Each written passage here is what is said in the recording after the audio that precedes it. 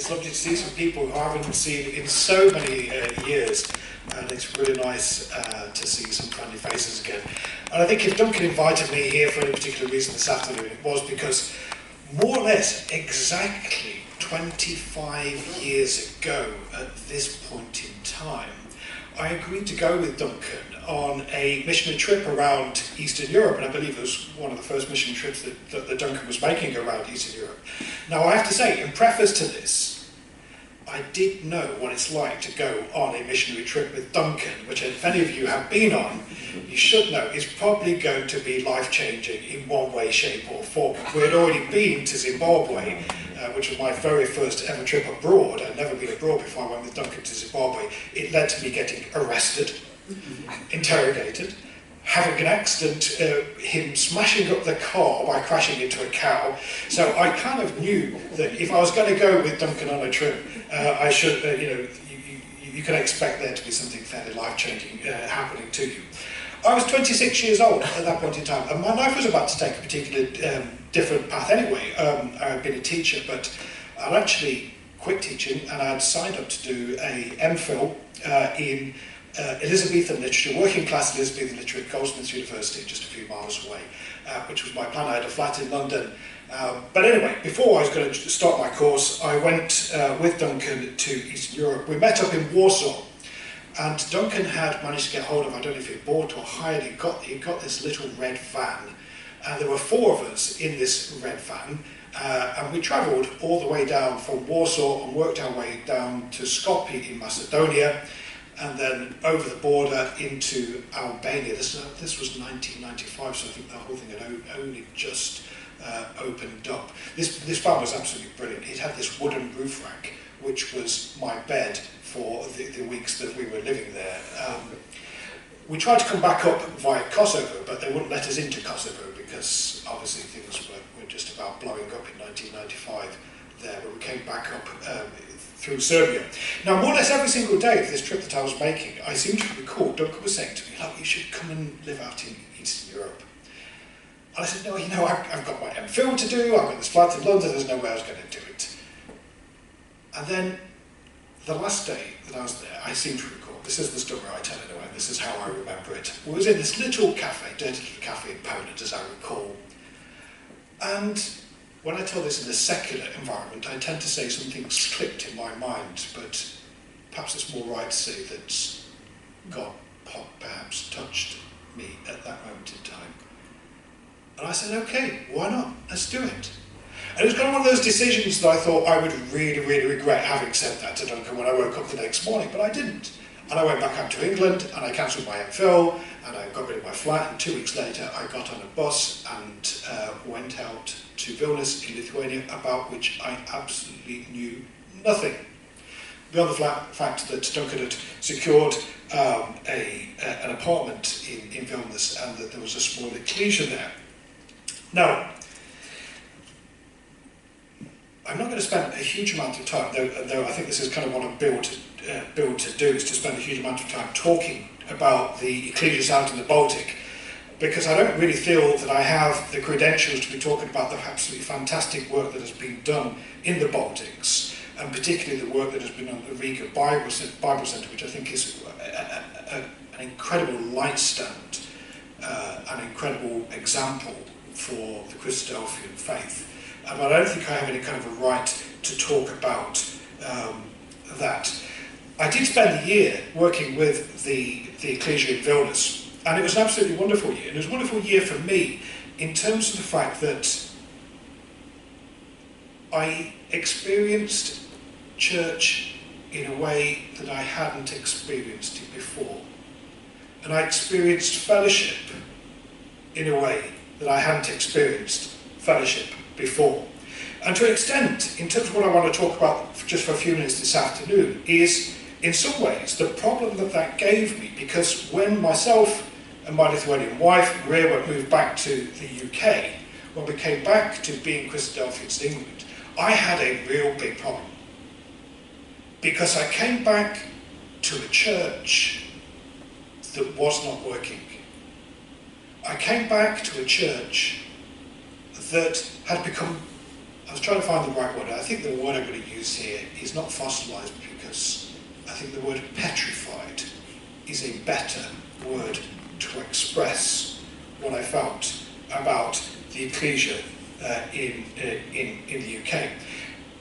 And I had a particular problem with it, not simply because I'd come back and I'd found that I wasn't comfortable in the ecclesias where I was back in England, but I had a problem in terms of the fact that this organisation, which was basically petrified, and exhibited other kind of qualities like colonialism, sectism, racism, and all the other things, was basically exporting their model to third countries.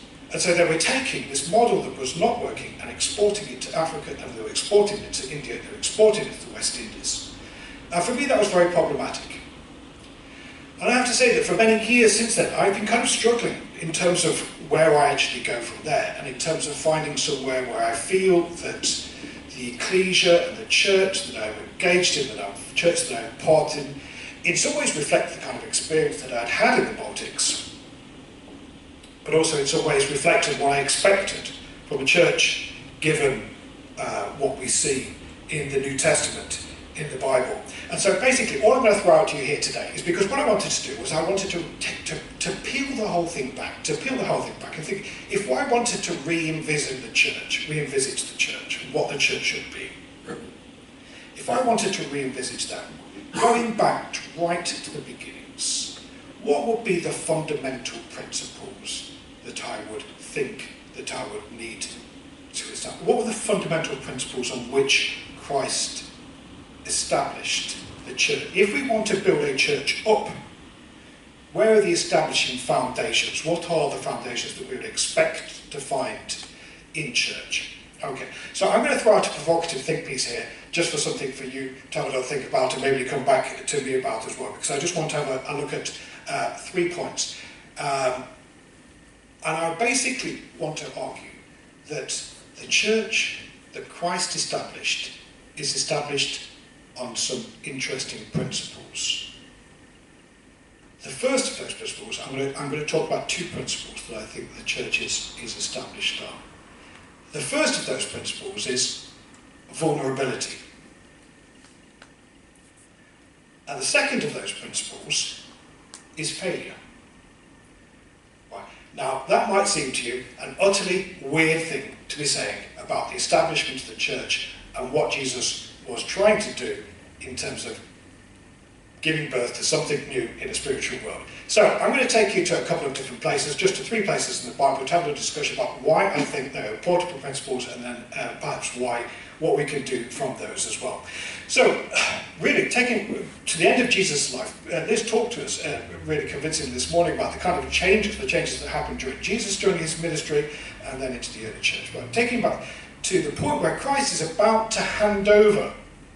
So at the end of his life, when Christ, he's finished his personal ministry, and he's handing that ministry over then to others to carry forth the lessons that he gives for the foundation of church at that particular point in time. So I'm going to take you first right to the very end of Jesus' life. Now the incredible thing is, if I asked you what lessons did Jesus teach in the last day of his life, if I asked that question, I'm sure, though you're not as loud as Joel Sam you are, which is there are a huge number of different things that you could say, because in actual fact that last day of Jesus' life is so incredibly packed with lesson. But there's only one thing I'm particularly going to focus in on this moment in time. I'm going to keep this as brief as I can. I've got a lot of notes here, but I'm probably going to ignore all those, so I've got to just praise some of the basic ideas that I want to convey. So anyway, if you envision yourself in actual fact, it's Matthew 27. In Matthew 27, if you haven't got your Bibles in front of you, you can, or you don't need to turn to it. It's only one verse, really. I'm going to pick out from there. Matthew 27. Jesus has been arrested. Jesus has been interrogated. Jesus has been tortured and abused, and he's been led out on the road to Calvary. Now, to contextualise this, so Matthew chapter 27. Much light here, my glasses are not absolutely fantastic here, but if I have a look at this and try to read this. So it's just a really short verse. As they were going out, they met a man from Cyrene named Simon, and they forced him to carry the cross.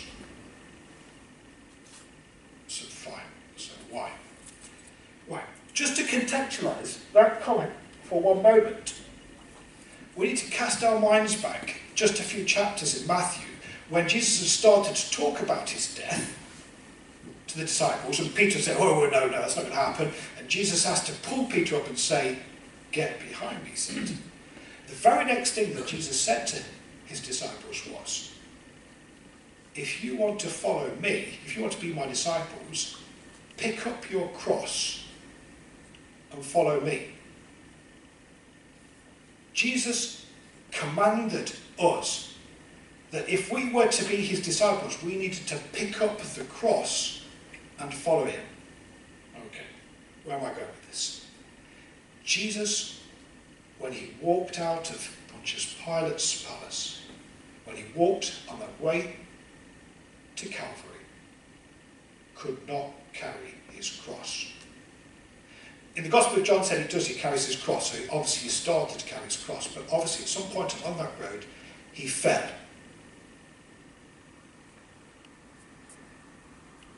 They grabbed Simon.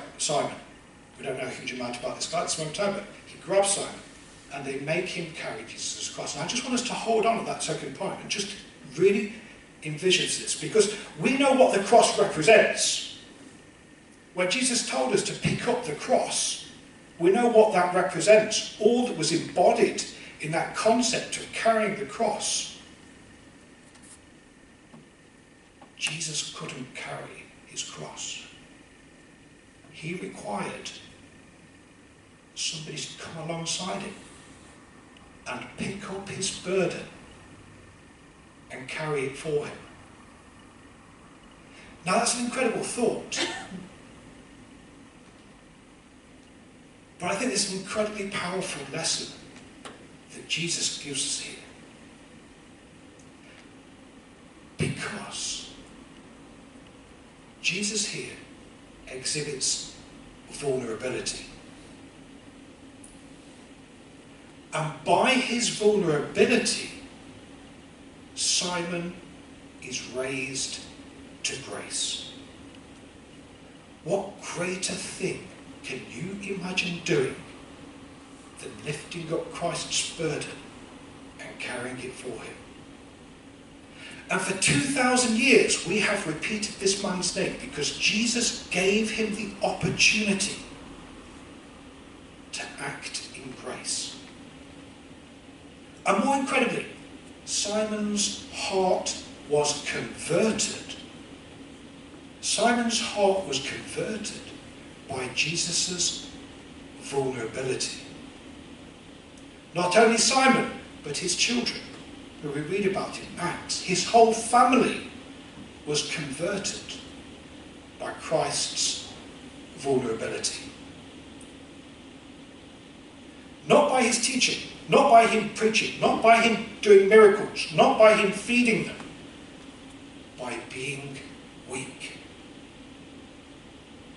Now this in itself wasn't isolated. This was fundamental to Jesus' means of communicating and living his life. Jesus lived his life. Jesus was homeless. Jesus makes it particularly clear. Somebody comes and asks him, I say, I want to follow you. And he says, you understand the foxes have their holes, birds have their nests. I have not where to lay my head. I do not have that. Why is that particularly important? Because if you are homeless, you are vulnerable.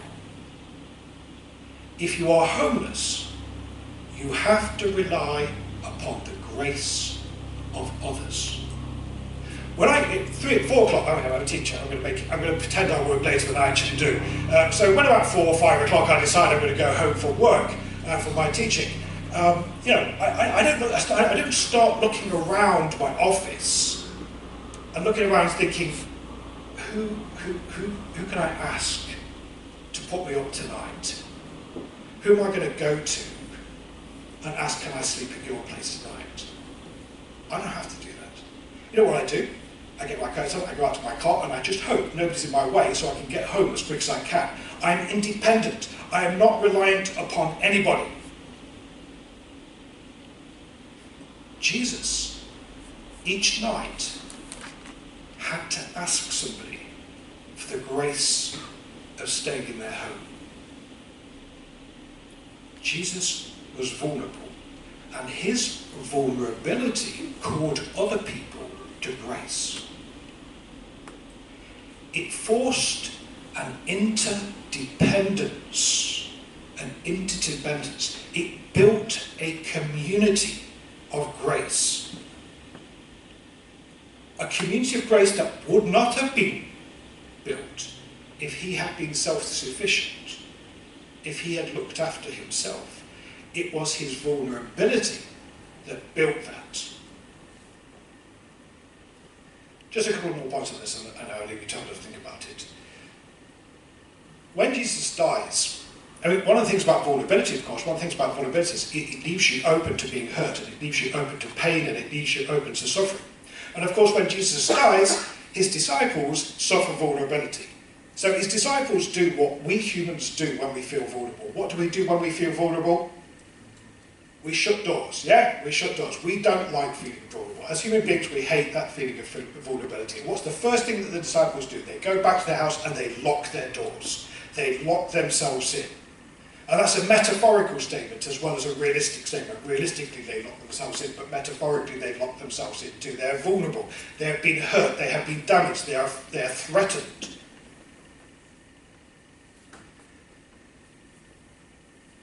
Christ comes through those doors.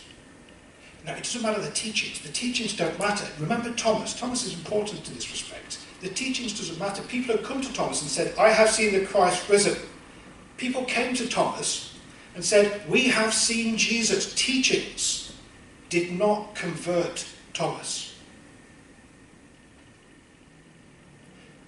Jesus walks through the door. And what converts Thomas? Jesus says to him, touch my wounds. And Thomas reaches out and he touches the wounds of Christ. He feels Christ's fragility. He feels Christ's pain. He feels Christ's hurt. And Thomas is converted.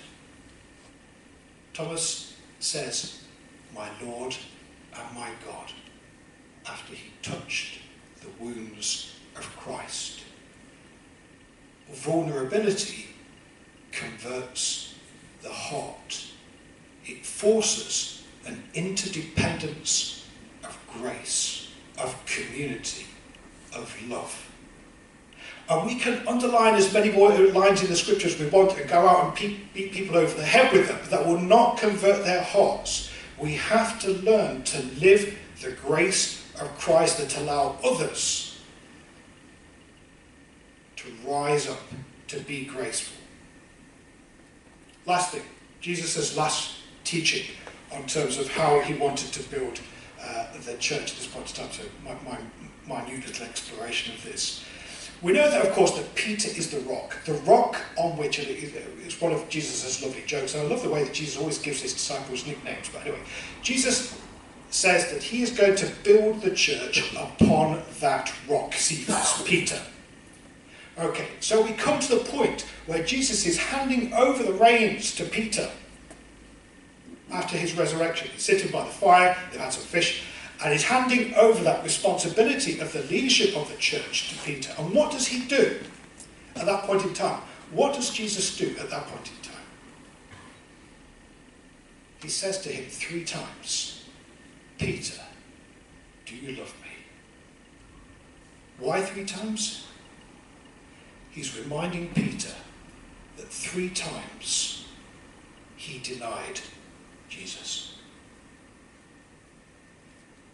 In the point where he's handing over the keys to the kingdom of heaven to Peter, he reminds him, you failed.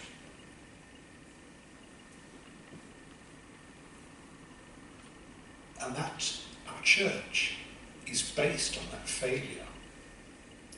That failure to be able to lift up the cross. That failure to be able to stand by Jesus when you needed to be. And I'm not quite sure where this takes us in terms of foundations of what founding principles of where our church needs to go.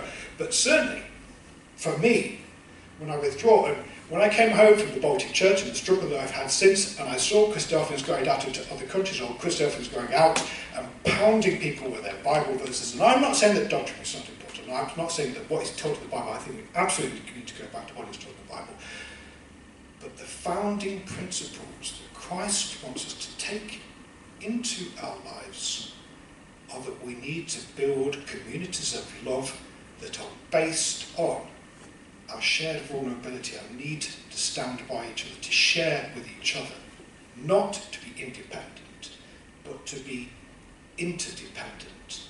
And that is what church is all about. And yes, we will fail, and good, we need to recognise that we will fail, because that's where God's grace is made most magnificent. So that's my thing for you this afternoon. I'm not quite sure what it has to do with the church in Baltic, but hopefully.